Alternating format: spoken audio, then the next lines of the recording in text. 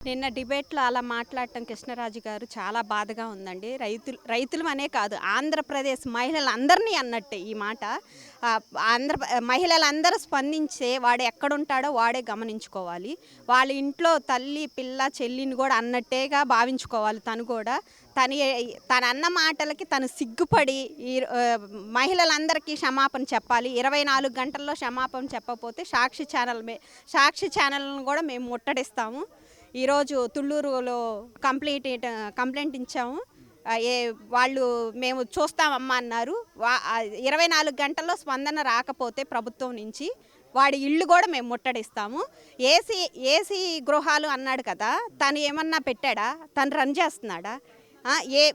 AIDS అని అన్నాడు, తనేమన్నా అక్కడ ఎయిడ్స్ కంపెనీకి యాజమాన్యం వహిస్తున్నాడా? అలాంటి మాటలు మాట్లాడటం చాలా తప్పండి. భారత గారి మీద కూడా ఒకప్పుడు ఒక ఆయన మాట్లాడిన మాటకి ప్రభుత్వం స్పందించి వాళ్ళని సస్పెండ్ చేశారు. ఈరోజు కూడా భారత గారు స్పందించి వాళ్ళిద్దరిని సస్పెండ్ చేయాల్సిందిగా మేము కోరుతున్నామండి. ఎందుకు అమరావతి మహిళలపైన పెద్ద ఎత్తున ఇట్లాంటి ప్రచారం ఎప్పుడు జరుగుతుంది? గతంలో కూడా చాలా కామెంట్లు చేశారు. ఇప్పుడు కూడా అధికారం వచ్చిన తర్వాత అమరావతి రాజధాని అయిన తర్వాత కూడా ఇంకా ఇట్లా జరుగుతున్నాయి కదా, దాని గురించి నేను చెప్తాను.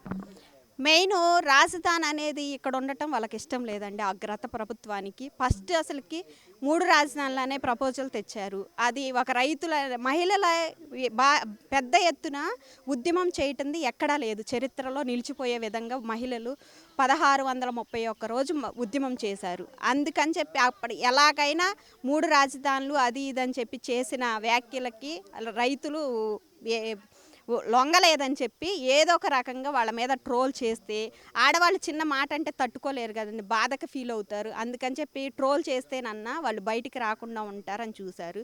కానీ అది తరతరాల నుంచి వచ్చిన భూమిని అట్లా పోగొట్టుకున్నామని బాధలో ఎవరు ఏమన్నా పట్టించుకోకుండా ఉద్యమం చేశారు. ఇప్పుడైనా కానీ ఇలాంటి పరిస్థితిలో ఆడవాళ్ళని అన్న మాటలకి ఇప్పుడైనా కానీ మళ్ళీ మాకు ఉద్యమాలు ఏం కొత్త కాదు, ఇప్పుడైనా మళ్ళీ చేయాలంటే చేస్తాం. 24 గంటల్లో స్పందించి వాళ్ళిద్దరిని సస్పెండ్ చేయటం కానీ ఏదైనా చెయ్యకపోతే భారతి గారి మీద కానీ వాళ్ళని